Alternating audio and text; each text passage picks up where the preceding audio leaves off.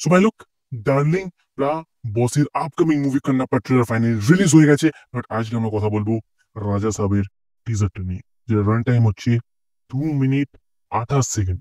আর টিজারটা যদি এত বড় হয়, তাহলে আমি ভাবছি ট্রেলারটা কত বড় হতে পারে, 5 মিনিট।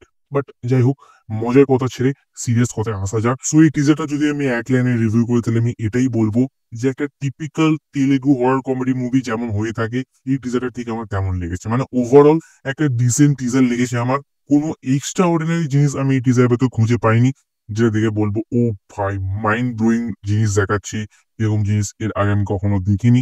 এমন কিছু সেরকম এই টিজারের ভেতর, মেবি ট্রেলারের ভেতর হয়তো থাকতে পারে।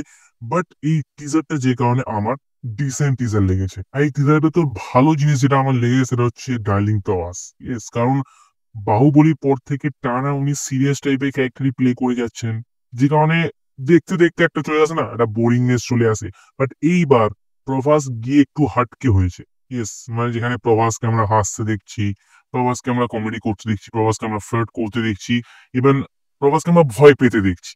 ওকে, তো একটু হাটকে গিয়ে ক্যারেক্টারটা করেছে। অ্যান্ড কালকির ভেতরে এটা চেষ্টা করেছিল, বাট সেটা আফটার অল কোথাও গিয়ে কমেন্টটা ক্রিঞ্জ ফিল হয়, বাট এইখানে সেটা ফিল হয় না। বাট তারপর কিন্তু আমি এটা বলবো না যে প্রভাস খুবই মারাত্মক লেভেলে কমেডি করেছে। হ্যাঁ, প্রভাসকে দেখে আমি মজা পেয়েছি, বাট তেমন কোনো এক্সট্রা অর্ডিনারি লেভেলের কমেডি প্রভাস এই আপাতত টিজারের ভেতর করেনি, যে দেখে আমি বলবো আমার প্রচন্ড মজা পেয়ে গেছে প্রভাসকে দেখে। আর এই টিজারের ভেতর সব থেকে আনএক্সপেক্টেড ছিল সঞ্জয় দত্ত। আমি জানতাম না যে এই মুভির ভেতর সঞ্জয় দত্ত আছেন, অ্যান্ড মেবি এই মুভির মেন ভিলেনও হচ্ছেন উনি। সো দেখাটা ইন্টারেস্টিং হবে সঞ্জয় দত্ত আর প্রভাসের ফেস অফটা। বাট আমার যতদূর মনে হচ্ছে যে এখানে প্রভাসের মেবি ডাবল রোল থাকতে চলেছে। ইয়েস, কারণ একটা পাস্টের প্রভাস হবে, যে সঞ্জয় দত্তের টাইম কার, মানে ওই যে রাজমহলটা দেখানো হলো, সেখানকার যে রাজা, তো সেইটা মেবি প্রভাস প্লে করতে চলেছে। প্রভাস একটা ওল্ড লুক একটা বেরিয়েছিল না টিজারের ভেতর বা একটা পোস্টারের ভেতর, তো সেইটা মেবি হতে পারে প্রভাসের পাস, মানে আগের জন্মে। অ্যান্ড এইবারে এই জন্মে প্রভাস যেরকম দেখিয়েছে টিজারের ভেতর যেমন দেখাচ্ছে, তো দুটো রোল হতে পারে মেবি প্রভাসের। অ্যান্ড মুভির মেন ভিলেন সঞ্জয় দত্তই হচ্ছে না, সেটা দেখাটা একটু ইন্টারেস্টিং হবে দুজনের ফেস অফটা। বাট এবার যদি টিজারের নেগেটিভ দিকে আসি, তাহলে যেহেতু এই মুভিটা হরর কমেডি, তো এই টিজারের ভেতর এমন কোনো হরর এলিমেন্ট ছিল না যেটা দেখে আমি ভয় পেয়ে যাব বা আমার ভয় লেগেছে।